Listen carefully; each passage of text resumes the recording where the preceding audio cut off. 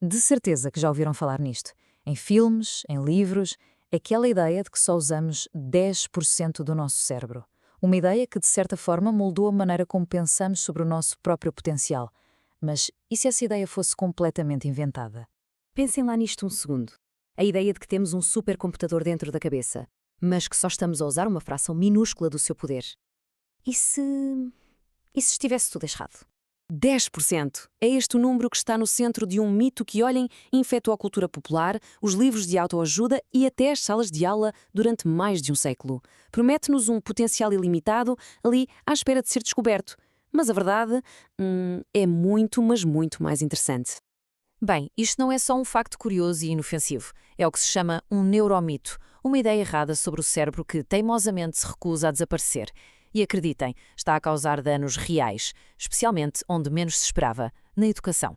E agora, preparem-se porque isto é chocante. Um estudo na Costa Rica descobriu que mais de metade dos professores do ensino primário ou acredita mesmo no mito dos 10%, ou pelo menos não tem a certeza se é verdade. Isto significa que esta desinformação está a infiltrar-se precisamente nos sítios onde as mentes mais jovens são moldadas.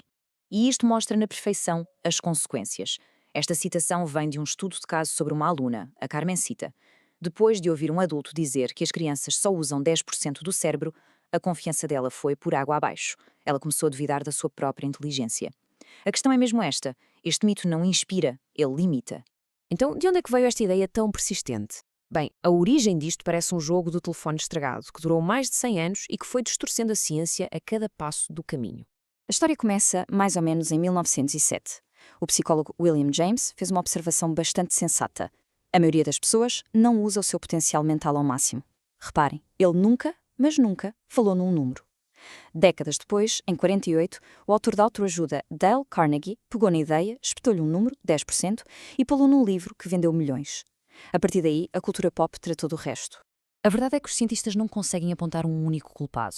Pode ter vindo da citação errada de James, de uma má interpretação da ciência, tipo confundir os 10% de neurónios com 10% da capacidade total, ou até de uma citação falsa atribuída ao Albert Einstein.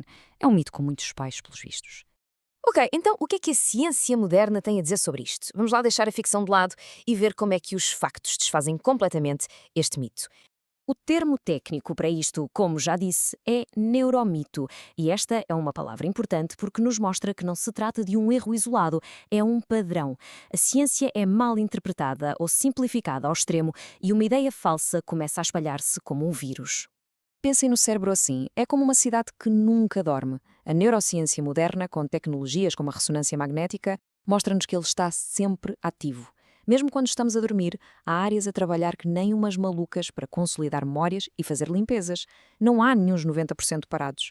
Todas as partes têm uma função e trabalham em conjunto, como um sistema integrado e super eficiente. E este problema não é só nosso. Acreditar no mito dos 10% é uma autêntica pandemia global de desinformação e tem efeitos bem reais na educação. Olhem para esta tabela, de um estudo brasileiro. Mostra o quão espalhados estão os neuromitos entre professores em todo o mundo. Países Baixos, Reino Unido, Argentina, Brasil, a lista continua. O mito dos 10% e outras ideias falsas estão profundamente enraizadas nas salas de aula por todo o planeta. E por que é que isto é importante?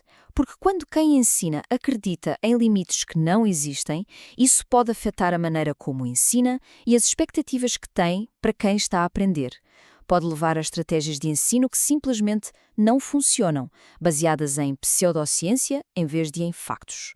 Pronto, até agora focámos-nos na mentira. Mas e se a verdade for ainda mais poderosa? É aqui que a nossa perspectiva muda por completo. A premissa toda do mito está errada. Andámos um século inteiro a fazer a pergunta errada, a perseguir um potencial que não existe. E aqui está a parte que é absolutamente fantástica. O cérebro não é mágico por ter um potencial escondido. É mágico pela sua incrível eficiência e pela sua plasticidade. Nós já usamos 100% dele. O segredo não é desbloquear mais nada. É otimizar, é treinar, é aprender. Portanto, a pergunta que fica no ar é esta. O que acontece quando paramos de tentar encontrar um interruptor secreto e começamos a treinar o cérebro que já usamos a 100%? A ciência diz-nos que o potencial já cá está todo. Agora temos de aprender a usá-lo. Se esta análise mudou a forma como pensam sobre o cérebro, deixem um gosto para que mais pessoas possam descobrir a verdade e subscrevam para mais conteúdos como este.